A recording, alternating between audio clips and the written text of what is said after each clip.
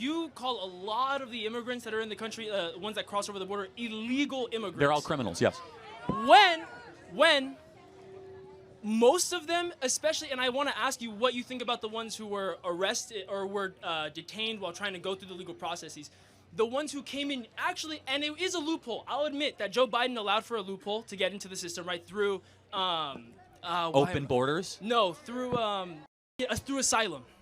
So asylum was a loophole, but it still was a legal way to enter the country. And what about the illegal immigrants who were detained while going to their meetings to make sure they stayed within the legal processes? They're still in violation of 8 U.S.C. 1312. If they came in using... What is 8 U.S.C. 1312?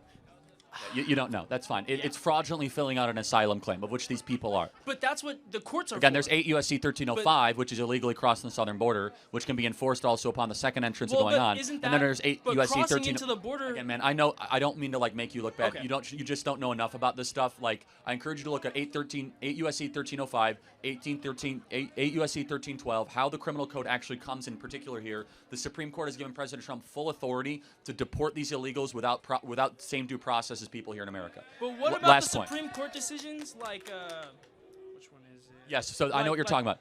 Which one? Which Supreme Court? I don't know the name, but it basically says that's for illegal aliens.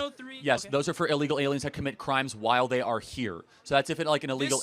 This Supreme Court decision recognized due process rights for non-citizens in deportation hearings. Yes, correct. Again, the Supreme Court has clarified that in 2019 that not every single illegal here within the last 2 years gets a deportation hearing. They've clarified it, and people are conveniently ignoring it in the media. Thank you for your time. Can you tell me then where I can find that they clarified it? Type into ChatGPT. Not ChatGPT, from the Supreme Court. Well, again, it will lead you to the source. Say, find me the Supreme Court case, because I don't know the name of it. 2019-2018 decision around expedited removal within 100 miles of the border and 2 years of being in the country. The Supreme Court clarified they do not need the same due process rights. But, so you're also saying, though, that these other Supreme Court cases that reaffirmed that due process rights does apply to non-citizens, naturalized or... Again, what the Supreme Court said is they had a distinction. They said that if an illegal alien is here and, for example, commits a DUI, they get due process on that infraction. They don't get due process necessarily on just the fact they came into the southern border illegally.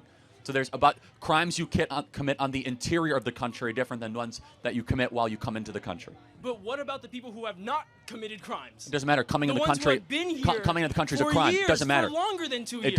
The Supreme Court will hopefully... It's a civil offense. It's not. Again, it's an 18 U.S.C. I'm pretty sure it's 13. It's 8 U.S.C. 1312, it makes it a felony to harbor yourself illegally in the United States of America and not notify the government of your presence. You can look it up anytime you want. 8 U.S.C. 1312, any illegal alien that does not tell the government where they are, what they're doing, and why they are here is in violation and is currently committing a felony. Thank you for your time.